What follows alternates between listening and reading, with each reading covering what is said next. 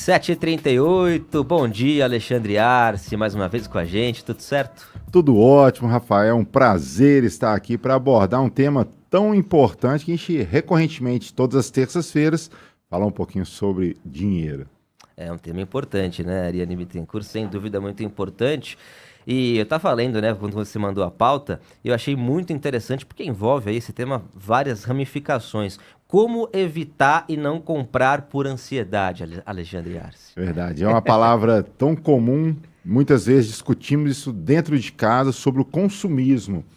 E a primeira fala a gente percebe que se trata ali de um mau costume, muitas vezes do gastar dinheiro de forma desnecessária, mas por trás disso, Rafael e Ariane, tem muita coisa, tem uma questão psicológica. Hoje em dia, a gente consegue diagnosticar muitas coisas que lá atrás era simplesmente frescura.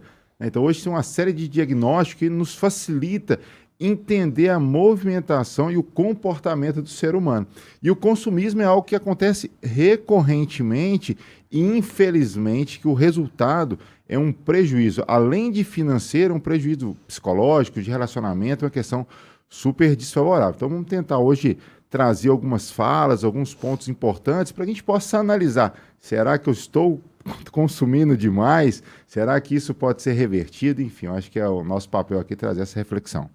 Bacana, discussão super necessária, Arce. Muitos de nós, às vezes a gente nem é consumista, mas está numa fase consumista, se reconhece, se percebe, e é muito complexo, não é? Porque você às vezes compra uma coisa achando que aquilo ali ia saciar ou sanar a sua ansiedade, você abre aquilo, bota aquilo no seu armário, de repente você precisa de outra coisa, e precisa de outra, e quando você vê endividamento, que acaba trazendo problemas na sua vida pessoal, problemas em relacionamento, problemas no trabalho, enfim.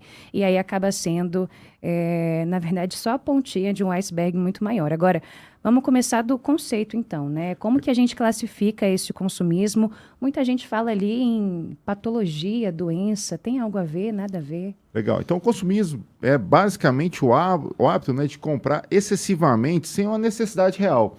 É fazer a compra, como você mesmo falou, sem um objetivo necessário. Vai comprar por comprar. E, como a gente abordou no início da coluna, sim, é uma doença, viu, Ariane? Ela é reconhecida pela OMS, ela tem um nome que é a oneomania. É a mania, né, ou o transtorno compulsivo que você faz compra recorrentemente e atinge mais de 8% da população mundial.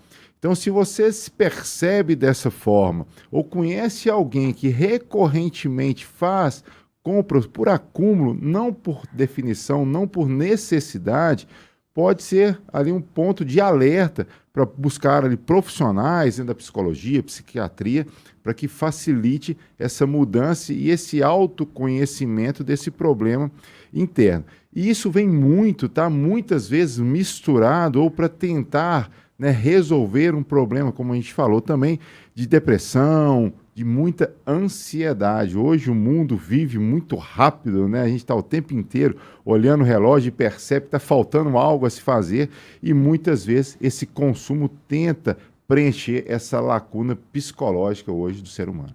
E como que a gente faz então para se proteger disso, né? Porque a gente recebe estímulos o tempo inteiro, né? Rafael, é super importante. Então, a gente tem algumas regras que facilitam esse diagnóstico, essa percepção, né, individual, familiar, né, dos colegas de trabalho, enfim, o tempo inteiro ali a gente consegue ter essa visão mais clara. O primeiro passo é entender um motivo por cada compra.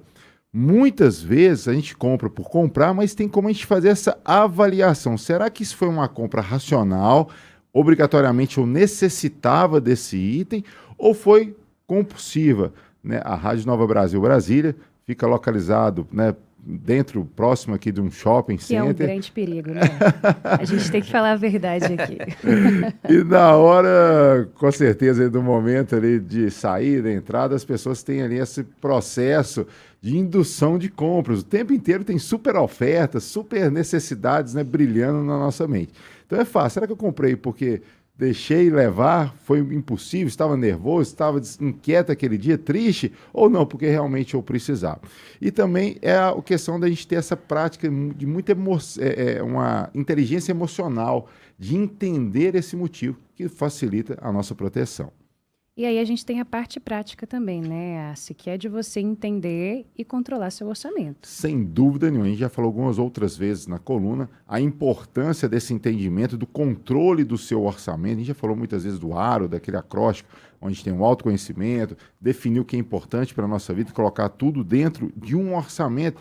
E hoje a tecnologia nos facilita muito com isso. A gente tem muitas ferramentas de controle.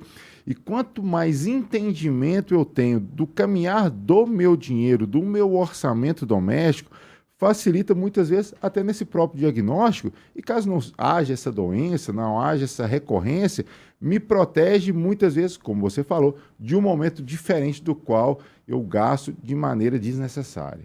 Então, nesse caso, é fundamental que a gente consiga ali, vamos lá, colocar algumas metas para a gente conseguir fazer as compras de forma correta, né? A definição do que é importante para você, Rafael, é algo extremamente complexo e difícil dentro das finanças pessoais. Acompanhar o que eu gasto, relativamente simples, colocar tudo isso num orçamento relativamente simples, mas a definição do que é importante de realizar na minha vida, afastando todo esse consumismo, ou muitas vezes essa motivação externa que a gente é obrigado a fazer. Isso é o grande segredo para que a gente se proteja. Proteja do consumismo e proteja o nosso bolso também. Mas existem formas para que a gente possa ter essa proteção. Então, mais uma vez, a Ariane aqui do lado, no momento ali do almoço, estou indo embora, vou passar no shopping, a gente tem uma tática muito simples e que funciona muito bem, que chama-se adiar as compras. Eu tenho uma obrigatoriedade de compra, tenho uma necessidade de compra, vou a uma loja, faço a pesquisa, experimento, entendo, decido o que é para ser comprado. Adie para o próximo dia.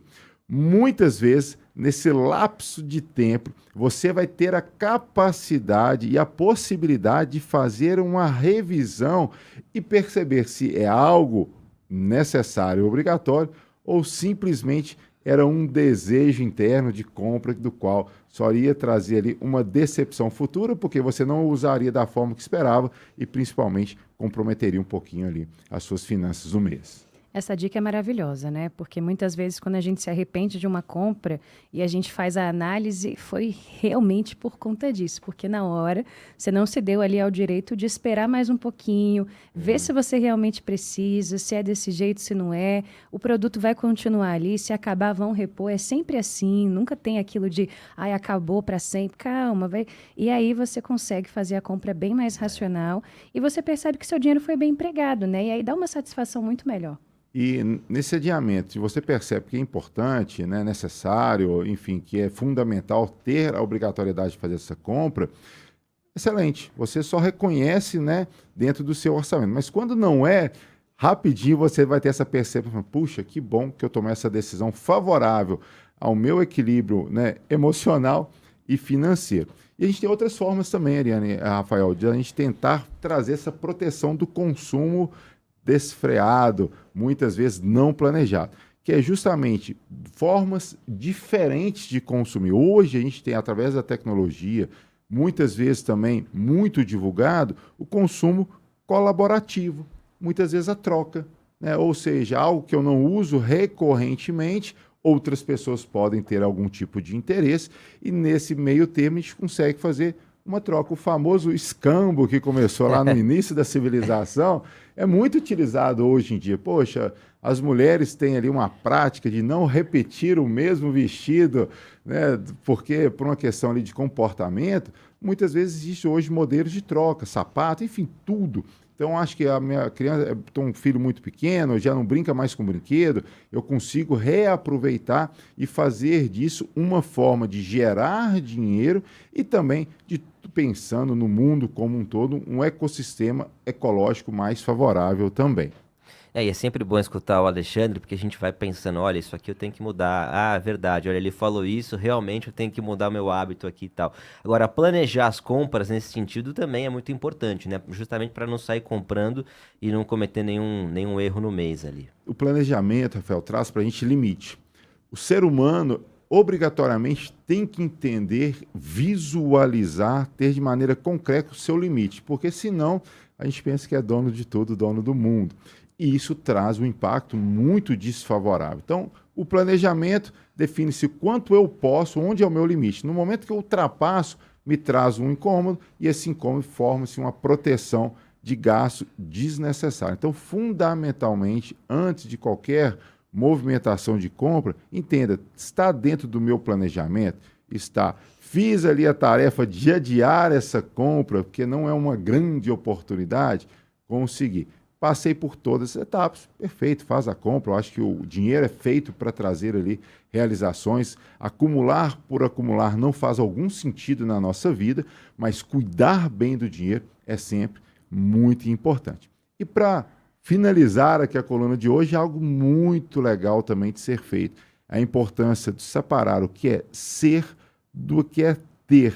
Lembrando que a nossa identidade ela não é baseada no quanto material, físico, financeiro eu tenha. É valorizar o que realmente é importante na nossa vida, que é os nossos relacionamentos. Muitas vezes a gente passa por momentos financeiramente mais agressivos e não obrigatoriamente eu tenho que gastar dinheiro para estar próximo das pessoas que eu amo. Em Brasília a gente tem um favorecimento de grandes parques, grandes áreas ali de diversão, e você não precisa gastar dinheiro. Então, sempre separar do dinheiro o que é ser, o que é ter, para que eu possa ter muito equilíbrio, tranquilidade e uma relação favorável com o dinheiro.